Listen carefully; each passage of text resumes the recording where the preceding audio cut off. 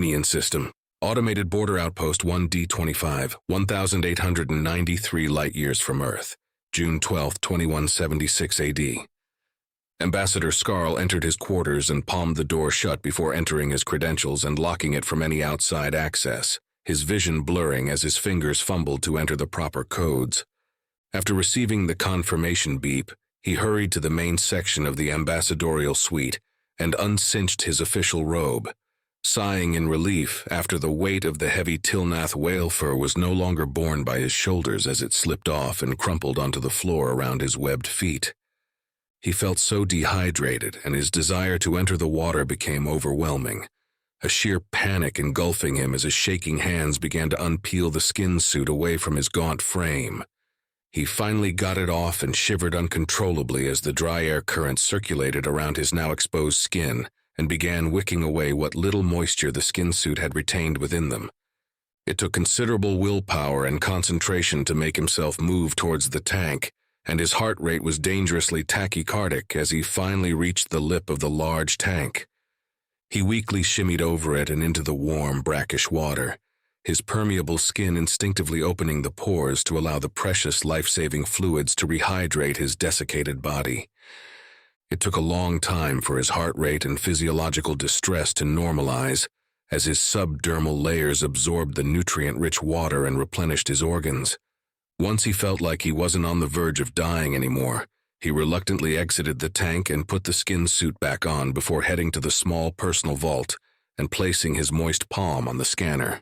After the locking mechanisms disengaged, he opened the vault door and pulled out the Farian religious artifact and comm node within, before heading over to the communications panel. Sitting down in front of the panel, he used the nail plate of his thumb to pry off one of the jewels studding the artifact and carefully placed it on the surface, before unceremoniously tossing the priceless artifact to the side and ignoring the clattering it made against the gleaming alloy surface. Activating the comm panel, he entered his ambassadorial credentials to activate the highly advanced Malit null space relay and connect to Faria Prime. The Malit had graciously set up relays for all to use, ensuring near-instantaneous communications with the governments being represented in the talks on the station. The kingdom of Faria was close enough that there was no delay, but the more distant powers, such as the Republic and the Kilthaic Dominion, would have a 5- and 8-second delay, respectively, which was still incredible considering the extreme distances involved. Best of all, none of the governments had to pay the usual exorbitant price associated with the use of the Malit null space relay, which would have bankrupted some of the smaller regional powers and saddled the larger powers with long-term financial debt. After an agonizingly long solar minute, the connection was made, and he saw the first prime appear on the screen, looking extremely worried. He picked up the jewel between his thumb and index finger and held it up for the first prime to see, who saw it and looked down as he opened a drawer of the desk and pulled out his own jewel before holding it up for the ambassador to see.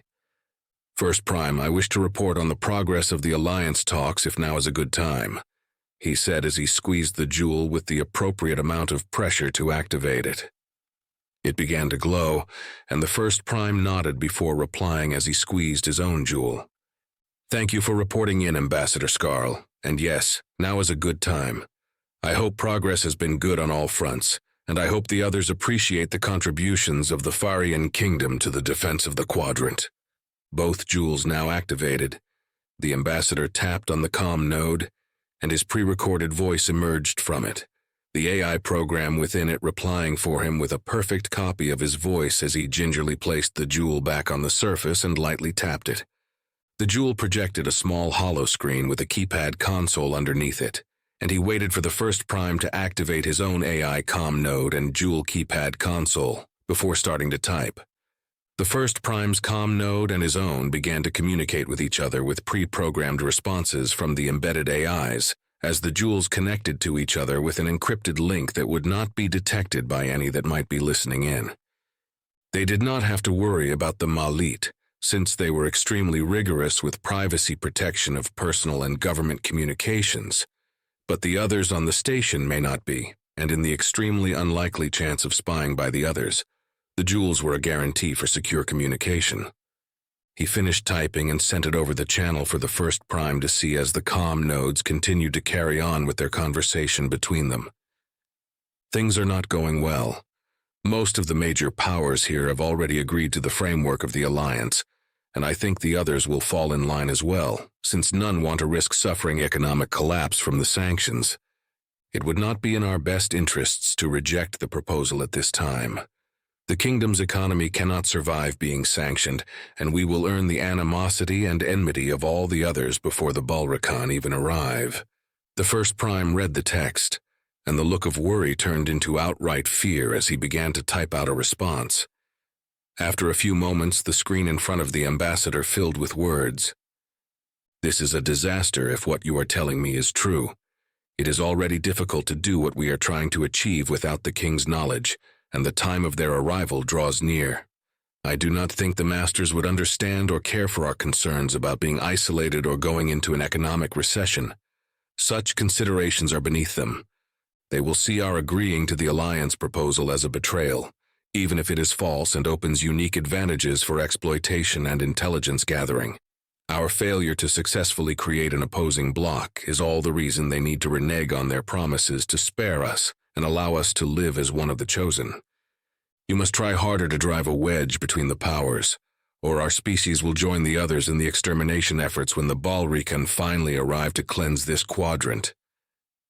He felt his dread increasing as he read what the first prime wrote, and for the 100th time he wished he had never gotten involved in the efforts he was currently engaged in. "What of the hatcheries, first prime? Are they still safe?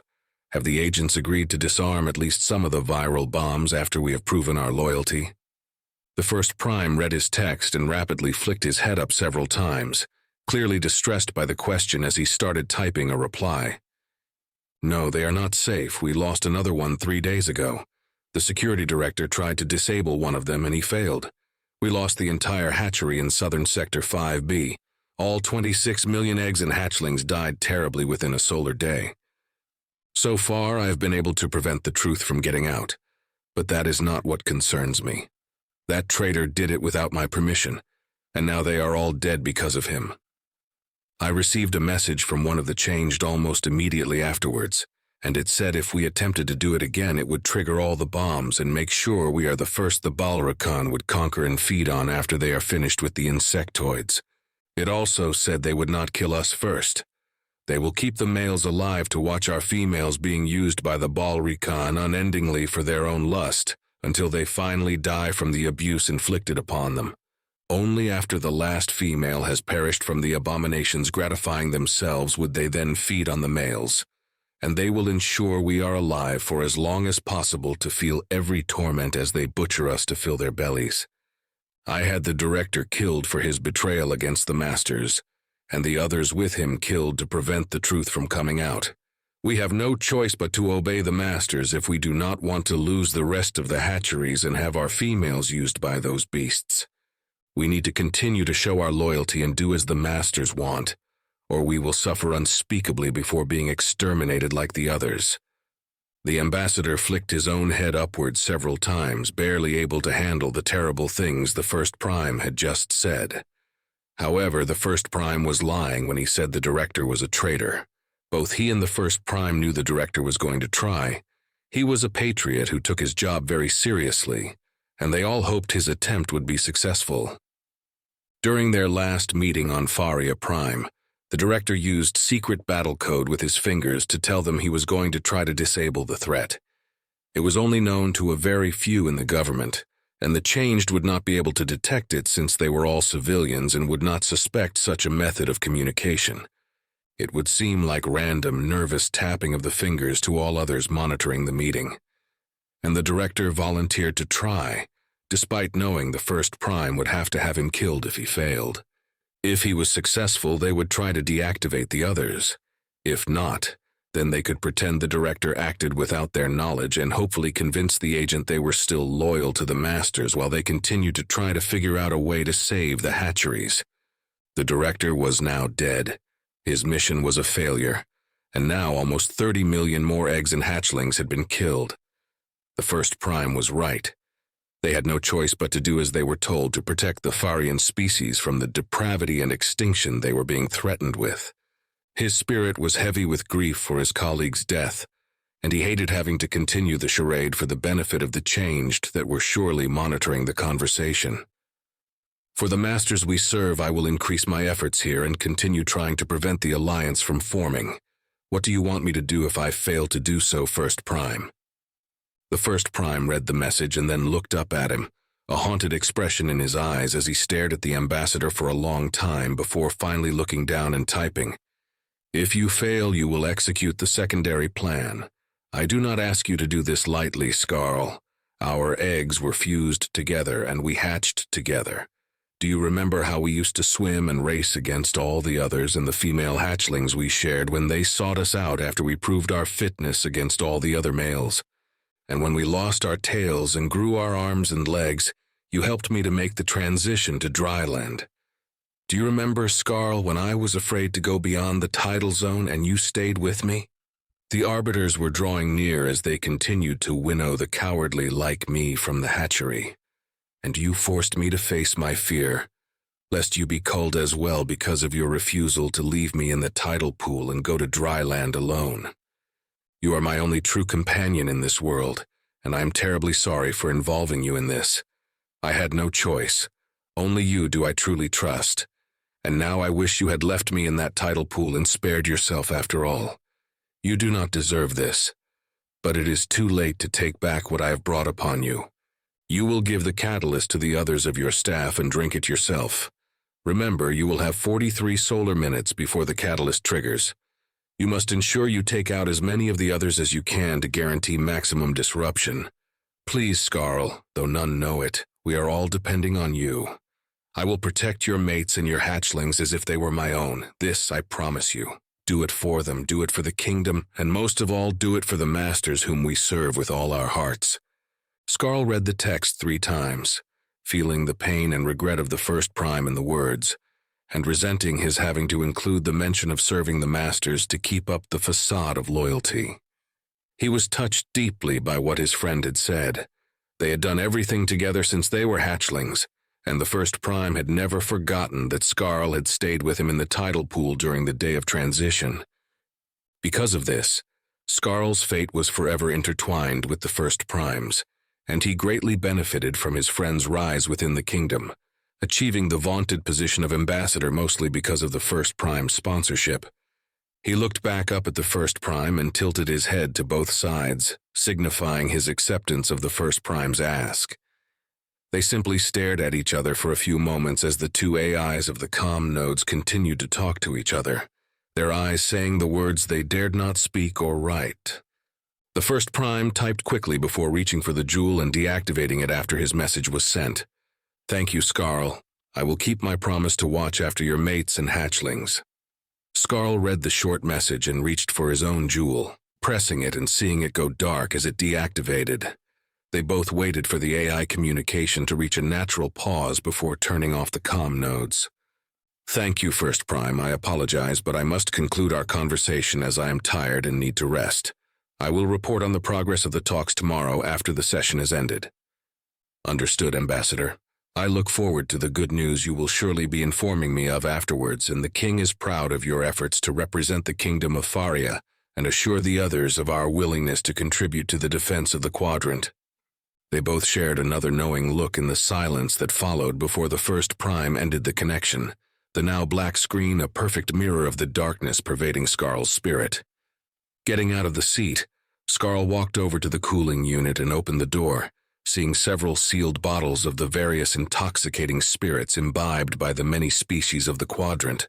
One of them was a Farian cider, and he eyed it with trepidation as he envisioned himself opening it and drinking it with his oblivious staff, none of whom knew they were biological bombs that would be used to kill all the other delegates and hopefully stop the alliance from forming in time. A part of him cried out at the evil he was going to commit, and another imagining came to him. He could have them come to his quarters and drink it with them, and then they could take their diplomatic shuttle to see the purple lights currently over the magnetic north pole of the planet, as the charged particles of the primary interacted with the atmosphere. The catalyst within the cider would activate the undetectable biological explosives within them, and their shuttle would be destroyed. Only he and his staff would die in the unfortunate accident, and the Masters would be forced to fight a unified quadrant. A part of him did not truly believe they would really be spared, but his desire to save his hatchlings and the mates he loved overwhelmed his reluctance to commit the evil he had to do. He quashed his fanciful imagining, chiding himself for such foolish thoughts. Even if he had the courage to do it, he wouldn't be able to since 2 of his group were unknown to him. They were added to his regular staff at the last minute, and he was sure they were sent to monitor him and ensure he remained silent and loyal. Once the changed agents of the Masters on Faria Prime discovered what he had done, they would trigger the viral bombs for his betrayal. Not only would they kill all the remaining eggs and hatchlings as punishment, but they would also turn the Farians into an endangered species almost instantaneously. With all the hatcheries killed, they would lose the entire generation meant to replace the current one. And even worse, they still had 3 cycles left before the next lunar alignment occurrence that triggers a species-wide breeding frenzy, which only happens every 8 cycles. Even Farians living on other worlds needed to return to the waters of their birth to breed during the lunar alignment, despite the best efforts by scientists to create suitable alternatives to break the Farian species from their reliance on the home world. None of the experiments truly worked, and only thousands of eggs could be made on other planets instead of the billions they needed to perpetuate the Farian species and its unique life cycle. This had considerable societal and strategic implications for the kingdom, and was one of the primary reasons why they had never been able to expand beyond their immediate region, relegating them to middle power status despite their economic might and technological prowess. That wasn't the problem so much as the fact that adult Farians could only reproduce twice in their lifetimes, and the eggs and hatcheries at risk from the viral bombs were of the second and last breeding season of most adult Farians currently alive.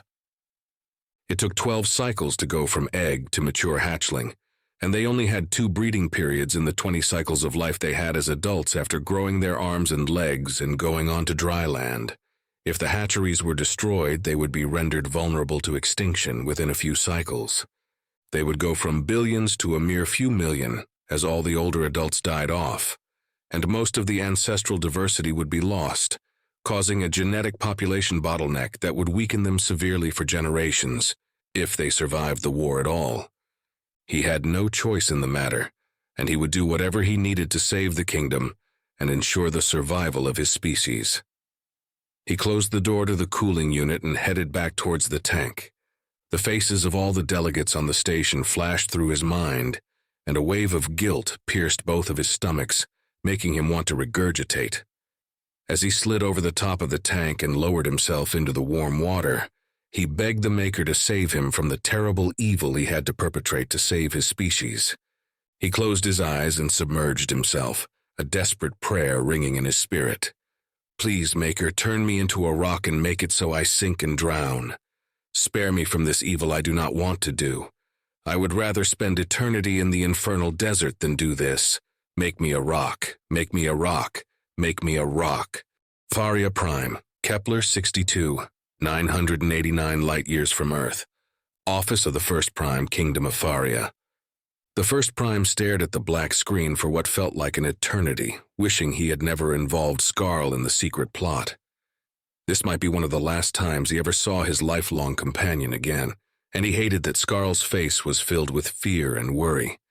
He missed the usual jovial smile and laughing eyes that he had known since they were hatchlings together, and he deeply regretted that he was the reason why Skarl lost his spark for life. Forgive me for doing this to you, Skarl. I wish I could take this back and spare you. The chime of the comm relay startled him, and he looked to see who it was from. His stomach clenched with dread as he saw it was the main agent, and he panicked, wondering if he had said something during his conversation with Skarl that could be misconstrued as treason against the Masters. Forcing his face into a bland expression, he breathed deeply several times before accepting the comm request. A Farian appeared on the screen and smiled broadly at him, though there was no joy in the eyes that stared at him as if he was the lowest form of life. First Prime, you will inform me of your discussion with the ambassador. Terror gripped its hands around his throat, and panicked thoughts whirled in his mind as he wondered again if they said something that would be considered disloyal. The agent continued to smile lifelessly at him, and he calmed down somewhat seeing that. If the agent was displeased with him, it would have already set off more of the viral bombs as punishment, instead of demanding he report on the conversation with the ambassador. The ambassador has informed me of the current state of the talks, and I have instructed him to continue his efforts to create dissension and form an opposing bloc to derail the attempts. If that fails, I ordered him to take the catalyst and execute the secondary plan. He will enact it in such a way as to ensure they eliminate as many of the delegates and leaders as possible, thus severely hampering their ability to create a unified alliance in time for the arrival of the Masters and their holy warriors. The changed agent's smile widened, but the dead eyes did not change at all as it responded to him. Excellent. I see the jewels your scientist created are working flawlessly, and the impure did not detect it. This is good, though you will refrain from calling the Balrican beasts or any other negatory term. They are the holy crusaders of the Masters, and as such, purer than any other filth in this galaxy, including your disgusting amphibious species. The Masters will remember your loyalty and ensure your ascension as the client-servant controlling Faria when they arrive. You will be blessed as one of the chosen, perhaps the only such selected in this quadrant when it has been purged of its filth. The smile remained, but the dead eyes changed somehow without really changing.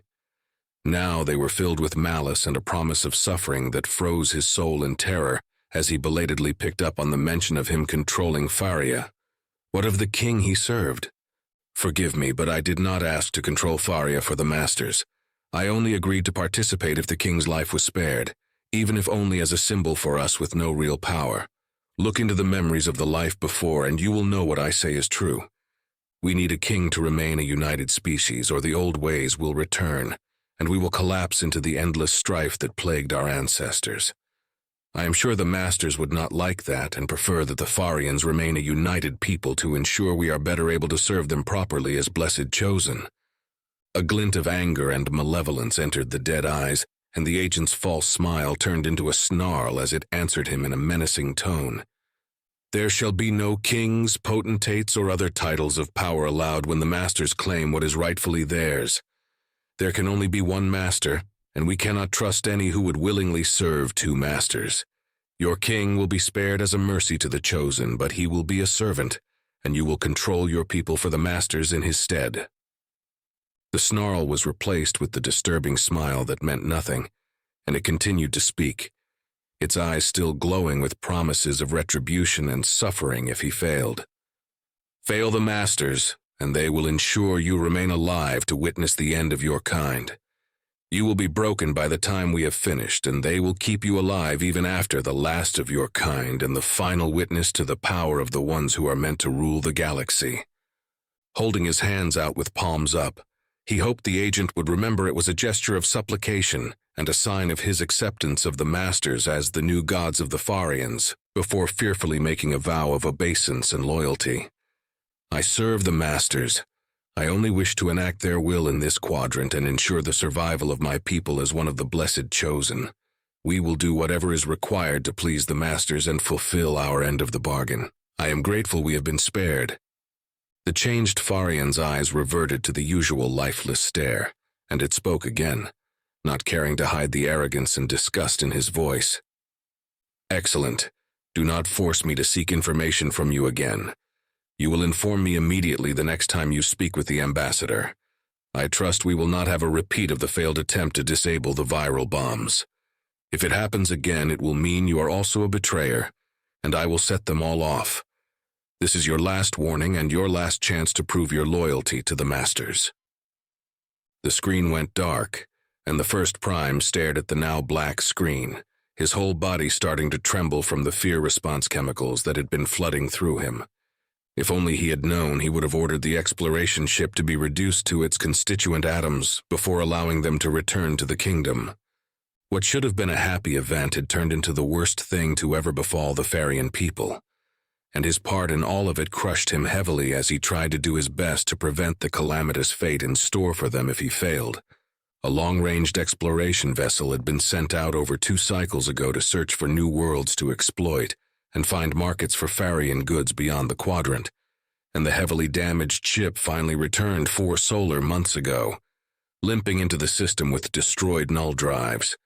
It was a momentous event for the kingdom, despite only half of the 600-strong crew returning alive, the others having fallen victim to a viral infection on a planet they were scouting before it finally burned itself out, according to the operator that owned the ship. The unusual virus apparently created weeping sores and damaged their joints and tendons during infection. The survivors were covered in terrible scars all over their bodies, and they all moved like very old Farians, despite none of them being past half-life in age. They warned approaching ships of the infection, and medical professionals with biosuits boarded the vessel to check them out. Surprisingly, there were no signs of the virus within them, and they were allowed to return home after repeated testing and confirmation by the medical experts. In another stroke of terrible luck, they had been caught in a gravitational eddy that severely damaged their ship and destroyed their communications relays as well as the weapons systems. Despite all this, they still made it home, and the First Prime saw them as heroes. He remembered honoring the survivors with medals and financial rewards for their bravery and suffering, and the excitement he felt as they told of a vast region of unclaimed space full of pristine worlds brimming with resources for them to extract. After all the celebrations and functions had been done, the crew was released to return to their lives as heroes of the kingdom of Faria, and he soon forgot about them as his duties and responsibilities of being the First Prime took up all his time and efforts. Such as it was until 6 solar weeks ago when the operator of the exploration vessel requested a private audience with him, with promises of unrevealed information that would greatly benefit the kingdom. He granted it, salivating at the prospect of enriching the coffers of the kingdom and his own as well, with the supposed secret information that would benefit all Farians. When the operator came to his office, he detected a change that he couldn't quite identify. He attributed it to the operator having a hard time readjusting to normal life and dealing with the troubles of having lost many of his crew, and he chose to ignore it even as he began to suspect that the operator might be slightly mentally damaged. As he served the traditional host tea and properly observed all the ceremonial aspects of it, his feeling of something being off increased steadily as the operator continued to behave very strangely considering the circumstances. The operator pulled out a datapad and gave it to him, and it took him a long time to understand what he was looking at, his confusion growing as he saw all the hatcheries and their current populations being listed. It was only after the operator began to speak as if possessed, when he truly realized that something terribly wrong was happening, while the operator claimed to have the ability to destroy the hatcheries if he did not listen and obey. Speaking of the masters that were coming to claim what belonged to them, the changed Farian began to explain the confusing information on the datapad and the terrible consequences that would befall the kingdom if he did not do what the masters wanted. He realized the operator had lost his mind after all, and he was about to have the guards come and remove him when he received an emergency comm call from the hatchery director from Northern Sector 4G.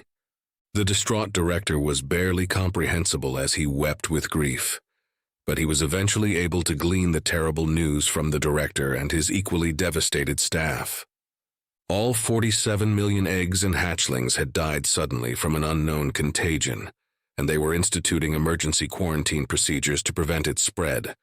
They could not understand how this occurred, as all hatcheries were isolated and closely monitored by medical staff to prevent such an occurrence from happening.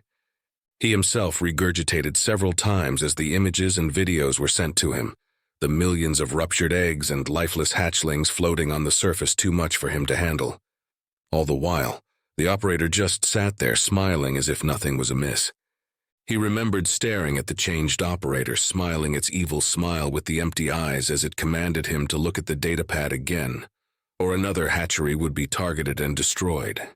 He did as he was ordered, and the understanding belatedly dawned on him as he grasped the true scope of the terrible evil being perpetrated on the kingdom. Every hatchery on the homeworld had been sabotaged with the same devices that had just destroyed Northern Sector 4G, and if he failed to listen and comply, they would all be immediately set off at the same time. Now a hostage himself, he listened to the changed operator as it began to explain what had truly happened to the ship and the crew, and how they had been blessed by the masters who were coming. Near the end of their expedition, their ship had flashed out of null space to scout a promising system, only to find themselves in the middle of a large fleet of thousands of unknown ships that surrounded them before ensnaring the ship with grapplers. The operator had the engineering and bridge crew destroy the null space drives and other sensitive technologies as dozens of shuttles emerged from the ships and headed towards them, following protocols put in place to prevent Farian tech from being stolen and copied. They received no response to their first contact packet or communication attempts, and one of the ships fired on their communication arrays, destroying all of them as well as the point defense systems lining their hull as the shuttles neared them. Seeing the thousands of warships around them, he also had the databanks purged to prevent them from figuring out where they had come from, since only an aggressive, expanding power would have so many ships. By his order, they did not resist the boarding, hoping to be able to work out an agreement for their release with the unknown aggressors, thinking they accidentally violated their territory, and it could potentially resolve the mistake if they did not resist. They regretted their decision immediately when the boarders quickly breached the ship from multiple points and began to slaughter and eat the crew closest to the breach points while they were still alive, their blood-chilling screams shrieking from the speakers as they begged for help before going silent. He belatedly ordered the crew to defend themselves, and they retreated to the center of the ship, the invaders following and cutting through the emergency bulkheads as the crew locked down the ship and sealed off the corridors behind them while they retreated. Within an hour of boarding, the reptilian beasts had devoured almost half the crew when they suddenly stopped attacking. He did not know what was happening or why they stopped until he saw the gas coming from the air recycler vents. Surprisingly, it did not kill them, but it did render them into a stupor that prevented them from continuing to fight. The beast came soon after and forced them into the cargo bays, cramming the survivors into the too small space like livestock. The operator was returned to the bridge to control the ship, and they were towed into a massive vessel that dwarfed all the others. Once inside, the survivors were forced out of the ship and into the cavernous landing bay of the vessel, the reptilian beast beating them to near death with shock clubs and whips lined with glass shards and hooks. After being dragged deep into the vessel, they were corralled into a large pen near many others that were filled with dozens of species that were being butchered and fed on like livestock with a brutally evil industrial efficiency.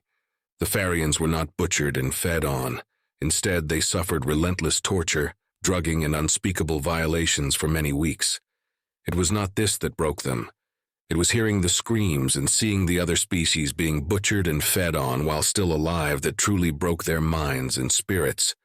Once that happened, they were let out of the pen and brought to a large chamber with a hovering device in the center that revealed itself to be the abode of the masters, the Gel-Shanak.